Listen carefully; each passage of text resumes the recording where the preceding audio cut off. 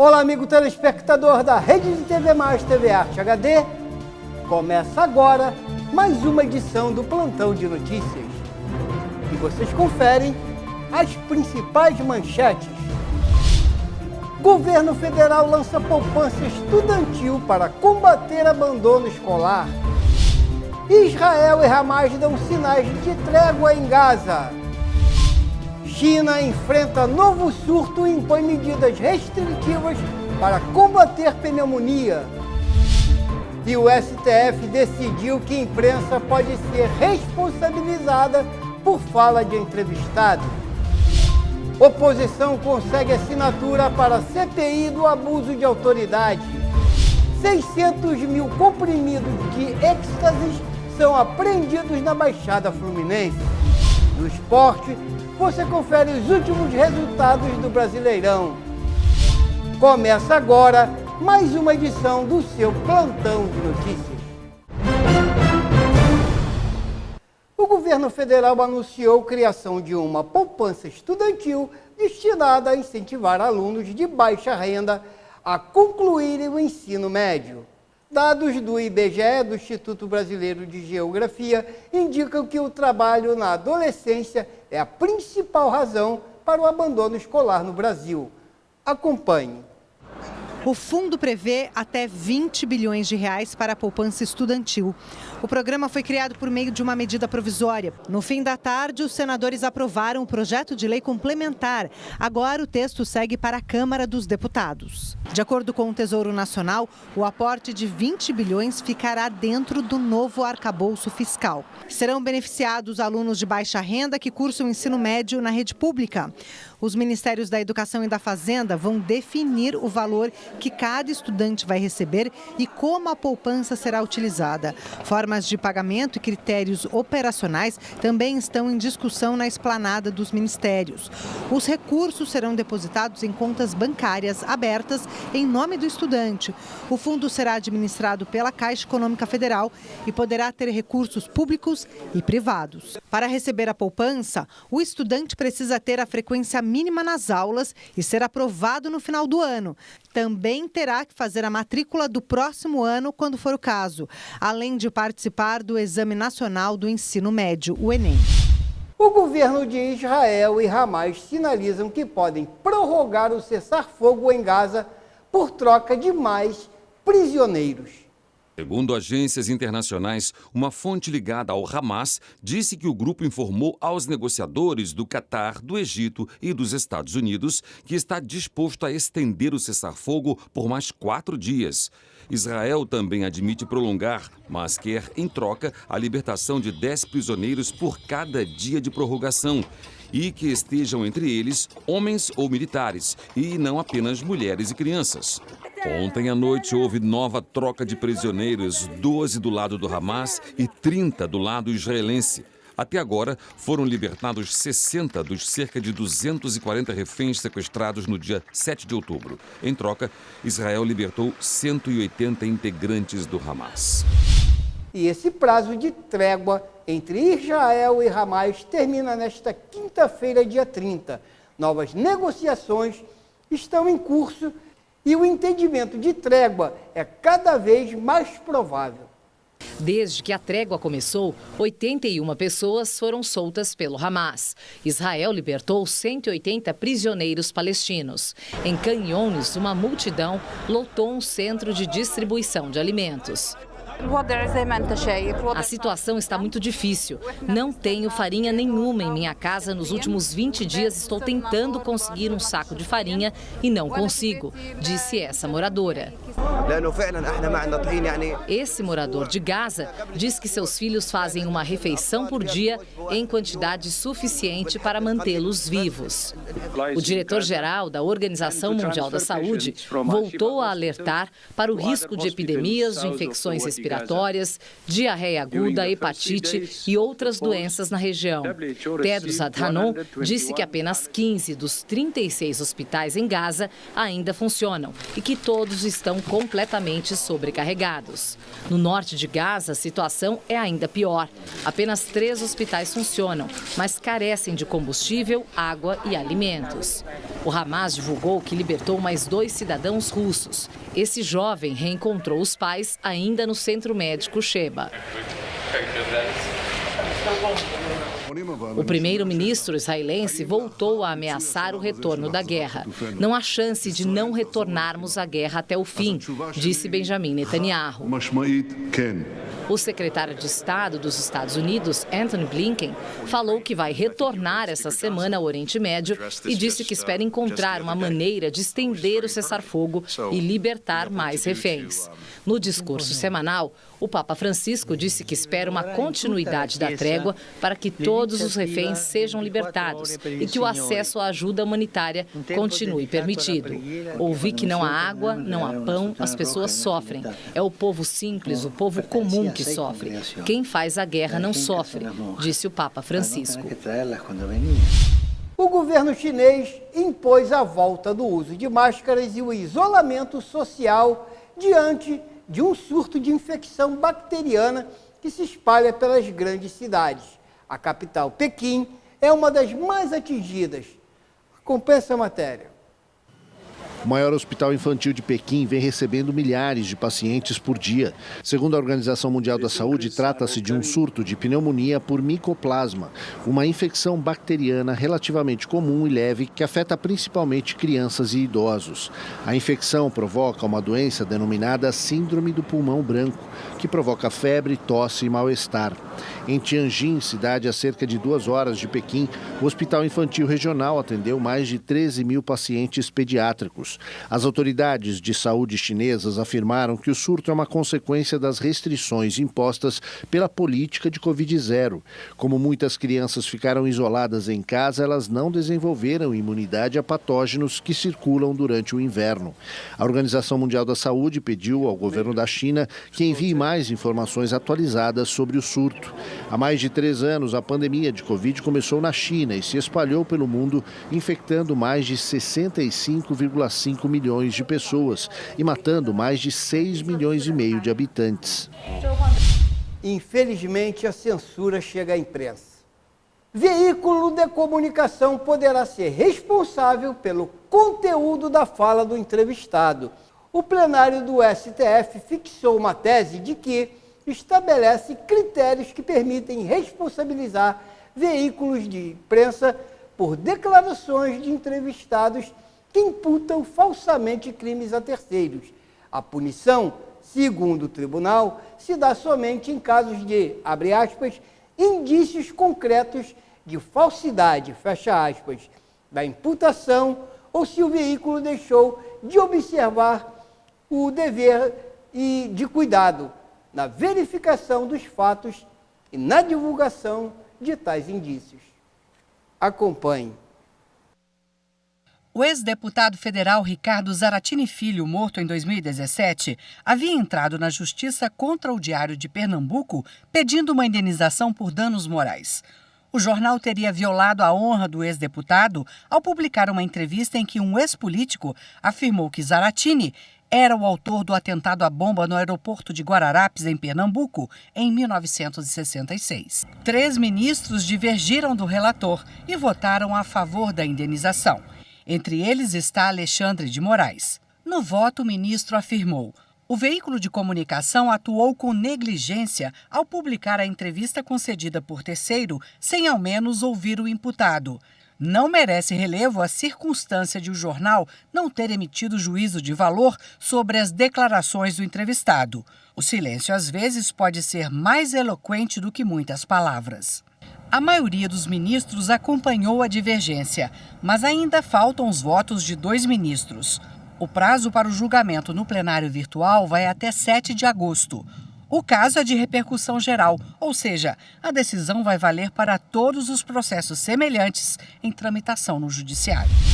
E em face desta e de outras notícias, os líderes e parlamentares da oposição anunciaram em coletiva que conseguirão 171 assinaturas para a abertura de uma CPI do abuso de autoridade do STF e também do Tribunal Superior Eleitoral. Acompanhe. Eu quero iniciar aqui dizendo que, pelo menos na data de hoje, 29 de novembro de 2023, este momento não seria possível se não tivesse ocorrido, tragicamente, uma morte na Papuda do Clériston Pereira da Cunha, o Clezão, falecido na semana passada, na segunda-feira, repito, trágica e lamentavelmente, nas mãos do Estado, em virtude de ter sido mantido encarcerado, sem que o Estado tivesse produzido uma única prova contra ele, desde o dia 1º de setembro, com seu pedido de liberdade, feito pelo Ministério Público e não atendido pelo juiz do caso, o relator, ministro Alexandre de Moraes, e que sofria de inúmeras comorbidades, com laudo apresentado desde o dia 11 de janeiro, e desde a data do seu encarceramento, o Clezão passou por mais de 35 atendimentos médicos, conforme atestam os prontuários anexados aos seus processos. Então eu quero aqui, em primeiro lugar, e fico emocionado ao dizer isso, dizer que é em memória do Clezão que esse momento também está acontecendo, a cuja família dissemos no velório, e depois milhares e milhares e milhares de pessoas na Paulista, que sua vida não seria e não será em vão. Eu quero, por isso, agradecer a todos aqueles que atenderam aos apelos da sua família, aos apelos dos eleitores que cobraram pelas redes sociais, para que obtivéssemos as 171 assinaturas necessárias para que este momento fosse possível e o protocolo da CPI, do abuso de autoridade do STF e do TSE fosse feito. Queremos informar que este é exatamente o mesmo requerimento apresentado no ano passado e, coincidentemente, protocolado no dia 24 de novembro de 2022, 1 ano e 5 dias atrás. A luta foi enorme para que chegássemos até este momento, repito, porque desde janeiro, como lembrava o deputado Gustavo Gaira, eu já estava colhendo as assinaturas, uma vez que antes da posse os deputados eleitos já tinham acesso ao Infoleg. Chegamos há pouco a 171 assinaturas confirmadas pelo protocolo da Câmara dos Deputados, incluindo o professor Paulo Fernando, Vossa Excelência, que conhece o regimento da frente para o fim e do fim para o seu início, incluindo todos os dispositivos constitucionais necessários, que são, na verdade, apenas 3. O número de assinaturas já mencionado, o prazo de funcionamento de 120 dias e os fatos determinados. Eu quero, diante da imprensa, lamentar, neste caso, uma decisão judicial que não seria objeto de uma CPI, e por isso aqui não se trata de decisões, mas de abusos de autoridades cometidos pelo STF e pelo TSE, mas quero aqui me solidarizar com a imprensa, quando no dia de hoje vemos mais uma decisão do STF que vai contra a liberdade de imprensa, ao ameaçar jornalistas de punição por publicação de entrevistas. Isso é um absurdo que não pode ser aceito e por isso fica aqui a nossa completa e total solidariedade. E as polícias federal e rodoviária federal apreenderam uma grande quantidade de êxtase em Duque de Caxias, na Baixada Fluminense. Uma pessoa foi presa. Segundo os agentes federais, a quantidade apreendida é superior a 60 mil comprimidos. A droga foi avaliada em R$2.800.000 e tinha como destino comunidades do Rio de Janeiro. O motorista Gabriel Frederico das Chagas foi preso em flagrante por tráfico de drogas e pode ser condenado a até 15 anos de prisão. E agora, falando das notícias locais, em Magé, a Defesa Civil realizou a simulação de resgate para alagamentos e deslizamentos em comemoração ao Dia Estadual da Redução de Riscos e Desastres, celebrado em 29 de novembro. Em sequência às comemorações, a Defesa Civil da cidade realizou na quarta-feira, dia 29, simulações de alagamentos e deslizamentos na orla de São Lourenço, na praia de Mauá, além de orientar e preparar os profissionais para o enfrentamento de situação de emergência, a Defesa Civil também esclareceu sobre os riscos comuns ao período de anormalidades climáticas. A ação contou ainda com o apoio da Guarda Ambiental.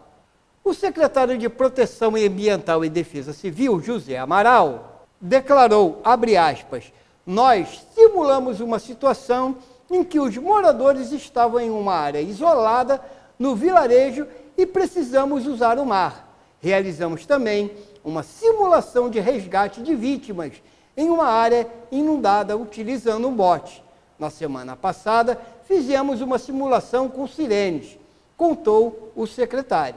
E a Defesa Civil também faz algumas observações, dentre elas que, para receber alertas sobre fortes chuvas e possíveis deslizamentos e alagamentos, a população pode cadastrar o seu CEP enviando uma mensagem SMS para o número 40199.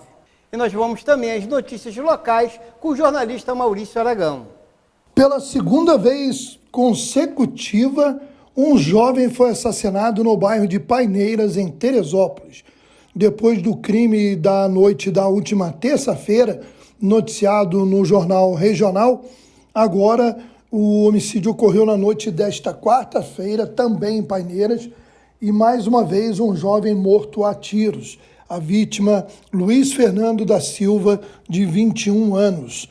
A Polícia Civil do município está apurando mais esse caso de homicídio e realmente vem preocupando o número grande de ocorrências semelhantes, com muitas vezes parecidas com execuções e muitas vezes também com informações de ligações das vítimas ao tráfico de drogas, o que não pode ser generalizado em todos os casos, mas tem sido uma constante na maioria dos crimes ocorridos.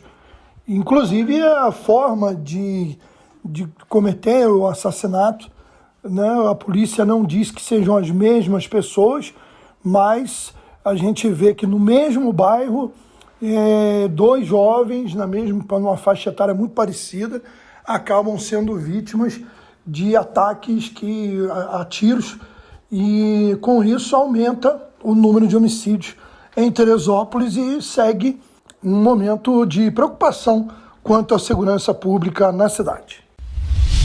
E vocês ficam sabendo agora da previsão do tempo. As condições atmosféricas na cidade do Rio de Janeiro seguem influenciadas pela atuação de um sistema de baixa pressão na costa. Excesso de chuva no Rio de Janeiro pode ocasionar alagamentos. Confira a previsão do tempo com o Clima Tempo. Nesta quinta-feira, o deslocamento da frente fria associada à área de baixa pressão deve ajudar a formação de nuvens carregadas sobre o sudeste do Brasil. Então, a chuva ocorre de maneira muito forte, principalmente entre a zona da Mata Mineira, litoral norte de São Paulo, boa parte do Rio de Janeiro, principalmente as áreas de Serra, e o sul do Espírito Santo, onde o alerta é de temporais. A chuva é volumosa, pode até ocasionar transtornos.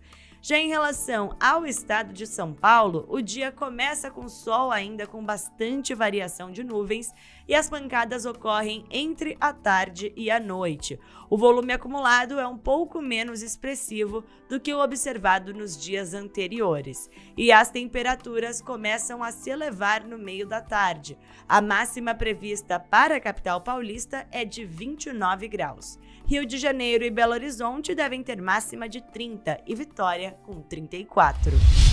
E agora falando de esportes, o Brasileirão, cada dia mais emocionante, segue promovendo surpresas e mexidas na tabela. Vamos acompanhar os jogos desta quarta-feira com o jornalista do Esporte Mais, Maurício Aragão. Maurício, a bola está contigo aí no teu pé. Fala pra gente. Meu amigo Antônio Alexandre, o Campeonato Brasileiro, com a rodada de meio de semana, fica emocionante, faltando apenas 2 rodadas, com 4 equipes brigando pelo título. O líder Palmeiras, que goleou o rebaixado América Mineiro por 4-0. O Botafogo, no empate, o que acontece com o Botafogo? O empate 1-1 com o Curitiba foi mais uma vez assombroso. O Atlético Mineiro venceu o Flamengo, passou o rubro-negro e ainda sonha com o título. O Flamengo, mesmo com a derrota, também sonha, mas cada vez mais difícil.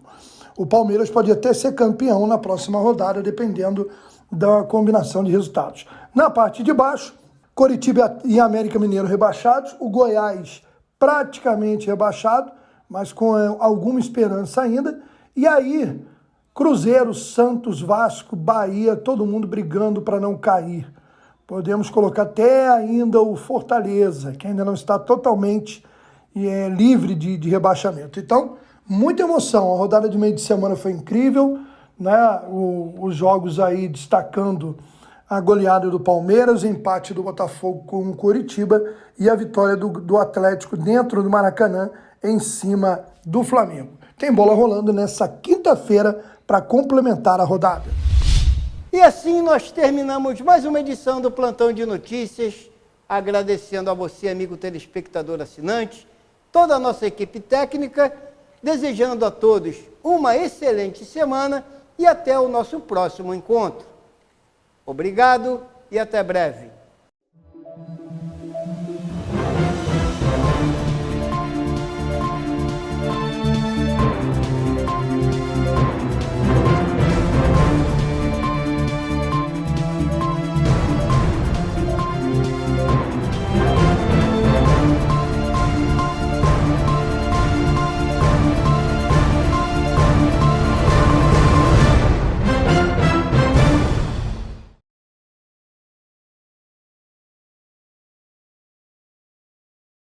Não quero lhe falar, meu grande amor, das coisas que aprendi nos discos. Quero lhe contar como eu vivi e tudo o que aconteceu comigo. Viver é melhor que sonhar. Eu sei que o amor é uma coisa boa, mas também sei que qualquer canto é menor do que a vida de qualquer pessoa. Você me pergunta pela minha paixão, digo que estou encantada como uma nova invenção. Eu sei de tudo na ferida viva do meu coração. Minha dor é perceber que apesar de termos feito tudo que fizemos, nós ainda somos os mesmos e vivemos. Ainda somos os mesmos e vivemos como os nossos pais. Você pode até dizer que eu tô por fora, ou então que eu tô inventando, mas é você que ama o passado e que não vê. É você que ama o passado e que não vê que o novo sempre vem.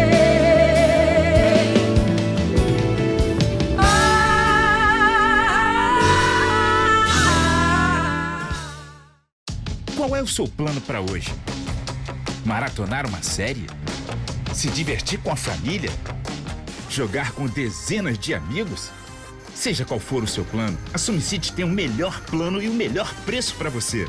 Internet 100% fibra ótica de 150 MB até giga conexão a partir de R$ 89,99. Não perca essa oportunidade. Ligue 10353 e assine agora mesmo a SumiCity.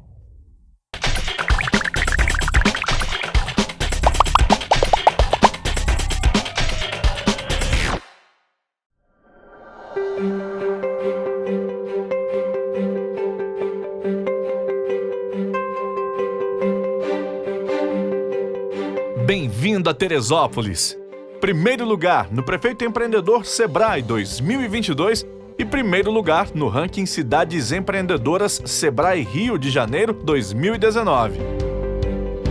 Com área de 773.338 km², 185.820 habitantes. PIB de 5,3 bilhões de reais. PIB per capita de mais de 29 mil reais. E DHM de 0,730. Localização privilegiada. Capital nacional do montanhismo.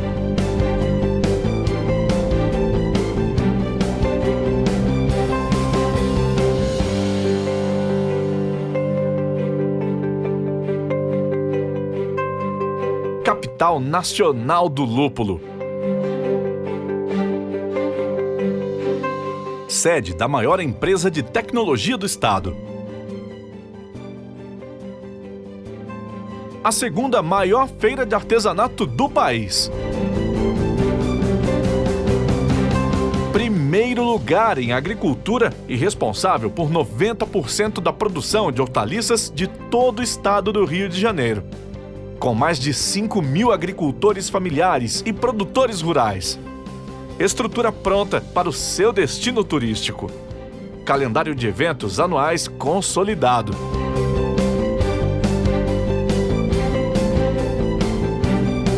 Polo de educação, pública e privada, empreendedora e inovadora. A cidade mais segura do estado do Rio de Janeiro.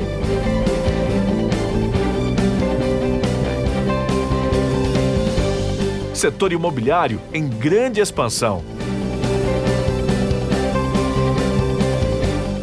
Incentivos públicos. Para indústrias, redução do ICMS de 21% para 3%. E tem autonomia para incentivos fiscais. Teresópolis está pronta para você investir, morar e ser feliz.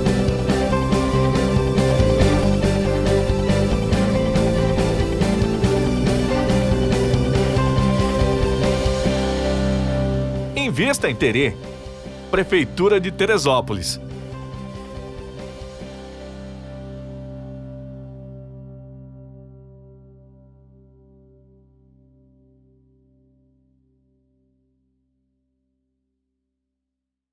Magé. Quanto mais você conhece, mais quer conhecer.